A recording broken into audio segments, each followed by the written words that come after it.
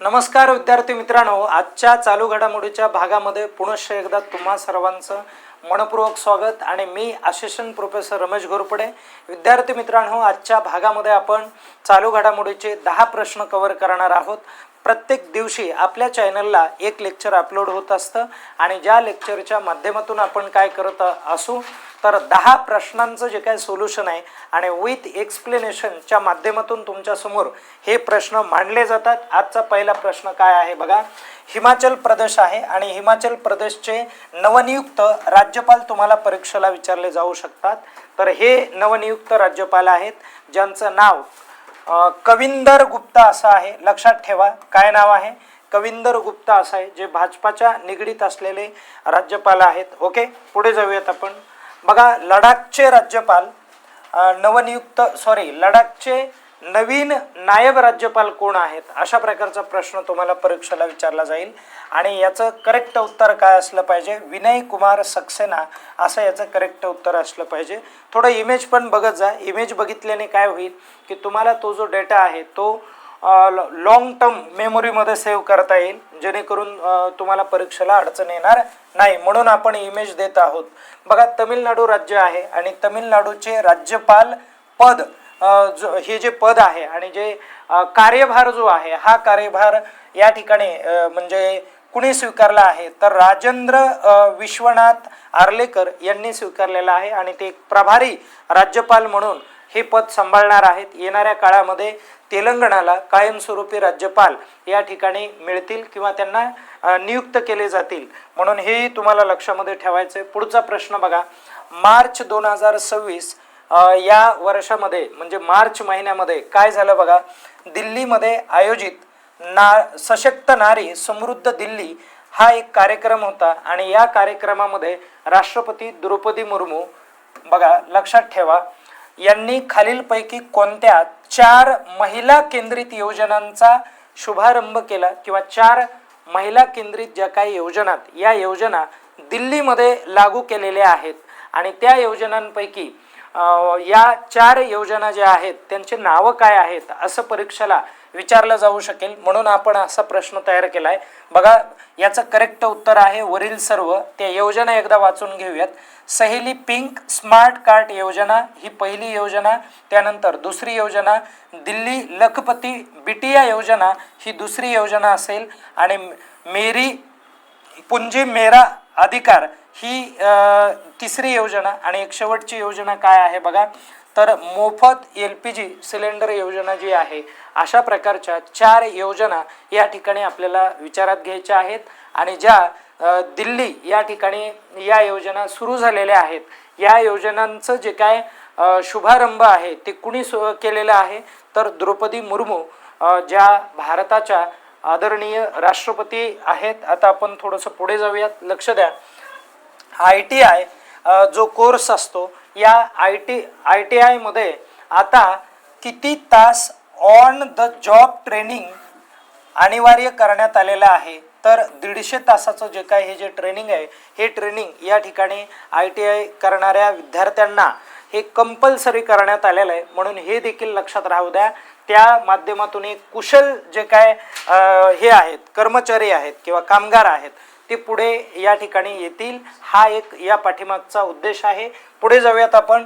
आत्ता जो वित्त आयोग आहे हा वित्त आयोग 16वा वित्त आयोग आहे आणि केंद्र सरकारच्या करांपैकी राज्यांना किती टक्के त्या करांमध्ये हिस्सा दिला जाणार आहे तर 41%। हे थोडंसं क्लिअर राहू द्या। अर्थसंकल्प नुकताच मांडला होता, हा अर्थसंकल्प केंद्रीय मंत्री जे आहेत, अर्थमंत्री जे आहेत निर्मला सीतारामन यांनी मांडलेला आहे, म्हणून हे देखील लक्षात राहू द्या। आणि आत्ता जो अर्थसंकल्प मांडला होता तो कितवा अर्थसंकल्प होता ते मला कमेंट करून सांगा।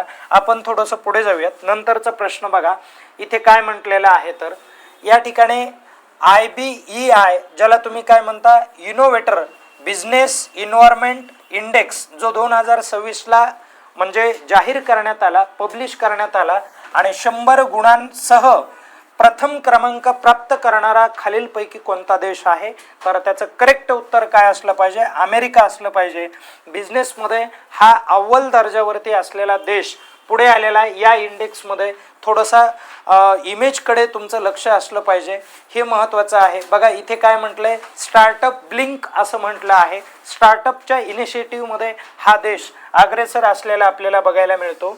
जर अमेरिका पहिल्या क्रमांकावरती असेल या इंडेक्समध्ये, तर भारताचा कितवा क्रमांक आहे, अशा प्रकारचा देखील परीक्षेला प्रश्न विचारला जाईल। आणि काय म्हटलंय बघा, inverters business environment index J आहे, जे 2026ला प्रकाशित करण्यात आलं, आणि या इंडेक्समध्ये भारताचा जागतिक लेवलला कितवा क्रमांक आहे, तर भारत हा 54 नंबरचा देश ठरलेला आहे। इमेजमध्ये पण तुमच्या लक्षात येत आहे, म्हणून इमेज बघणं या गोष्टी खूप महत्त्वाच्या आहेत, जेणेकरून तुम्हाला हा जो भाग आहे तो जरा व्यवस्थित लक्षात येईल। पुढे काय म्हटलंय बघा, 6 वेळा वडकास मतदारसंघातून, कोणत्या मतदारसंघातून, वडकास मतदारसंघातून लोकसभेमध्ये निवडून गेलेले माजी केंद्रीय मंत्री यांचं निधन झालेलं आहे, तर त्यांचं नाव काय, या महाशयांचं नाव काय आहे, तर तुम्हाला सांगता आलं पाहिजे। याचं करेक्ट नाव काय आहे, KP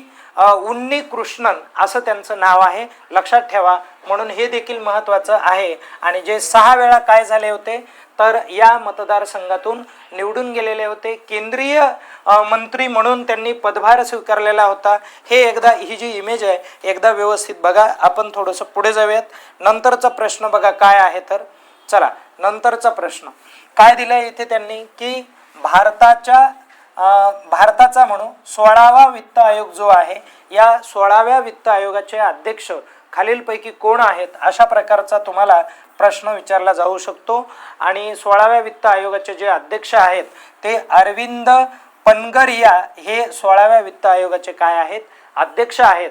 आणि हा 16वा वित्त आयोग जो आहे, याचा कालावधी जर तुम्ही समजून घेतला तर 2026 ते 2031 पर्यंत हा कालावधी असणार आहे।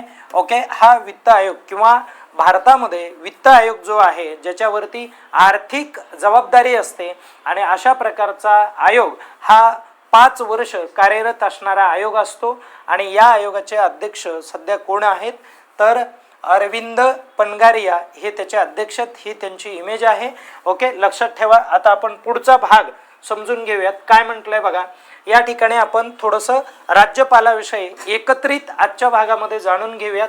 बघा, समजून घ्या व्यवस्थित। महाराष्ट्राचे नवनियुक्त राज्यपाल कोण आहेत, तर त्यांचं नाव काय तुम्हाला सांगायचं आहे, तर जिष्णू देव वर्मा हे नवनियुक्त काय आहेत, राज्यपाल आहेत। हा प्रश्न एकदा क्लिअर करून घ्या, इथपर्यंत क्लिअर झाला असेल। आता थोडंसं पुढे जाऊयात।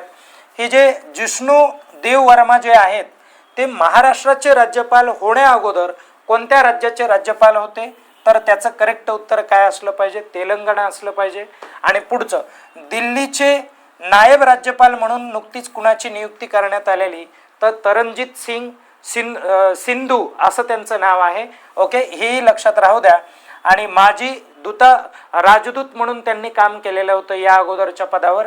त्यानंतर लडाख या प्रांताचे नायब राज्यपाल कोण आहेत, तर विनय कुमार सक्सेना हे या लडाख प्रांताचे माजी काय आहेत, तर राज्यपाल आहेत, जे दिल्लीचे नायब राज्यपाल होते। हे या ठिकाणी लक्षात घेण्यासारखं आहे।